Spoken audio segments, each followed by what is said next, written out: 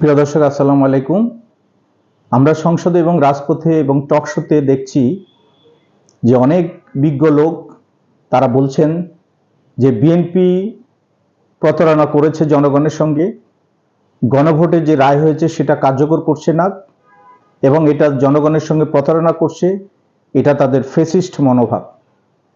আমি national Democratic পার্টির পক্ষ থেকে এবং বিএনপির একটা সমমনা দল হিসাবে বলতে চাই, বিএনপি বা সমমনা জোট, এনডিপি বা অন্য দলগুলি কখনোই জনগণের সঙ্গে প্রতারণা করেনি, বরং জনগণের সঙ্গে একটা প্রতারণাকে তারা মোকাবেলা করেছে। আমরা দেখেছি যখন ফ্যাসিস্ট শাসনের পরে একটা অন্তর্বর্তীকালীন সরকার এসেছে, বিএনপি এবং এনডিপি সহ সমমনা জোটগুলি বারবার বলছিল যে আপনাদের প্রধান কাজ হচ্ছে নির্বাচন দেওয়া এবং নির্বাচনের আগে আইন শৃঙ্খলা পরিস্থিতিকে স্বাভাবিক করা, কিন্তু তারা সেটা না মনোযোগ দিয়ে তারা একটা সরকার সংস্কার কমিশন করেছে, যে কমিশনের কাজ 1 মাস, সেই কমিশনে 1 বছর ব্যয় করেছে এবং তারা একসময় বাধ্য হয়ে নির্বাচন দিয়েছে।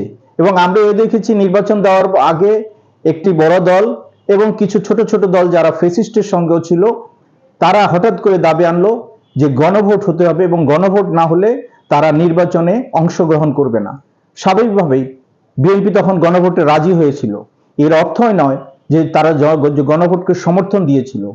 আমি একটা উদাহরণ দিয়ে বলতে চাই, একটা বাচ্চা যদি একটা কাচের জিনিস হাতে নিয়ে যদি সে খেলাধুলা করে, আপনি যদি মনে করেন যে এই কাচের জিনিসটা তার হাতে থাকলে এটা ভেঙে ধ্বংস হয়ে যাবে এবং তার হাত পা কাটা যেতে পারে বা সে আহত হতে পারে, তখন আপনি তার সঙ্গে সিমিলার একটা জিনিস তার হাতে দিয়ে আপনি কাচের জিনিসটা তার হাত থেকে নিয়ে ফেললেন, এটা তো অপরাধ না, কারণ তাকে আপনি ধ্বংস থেকে এবং তার আহত থেকে তাকে রক্ষা করলেন।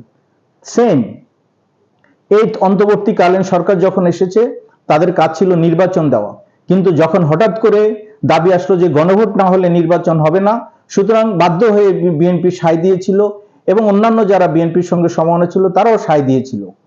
এবং গণভোট অবশ্যই অসাংবিধানিক হয়েছে।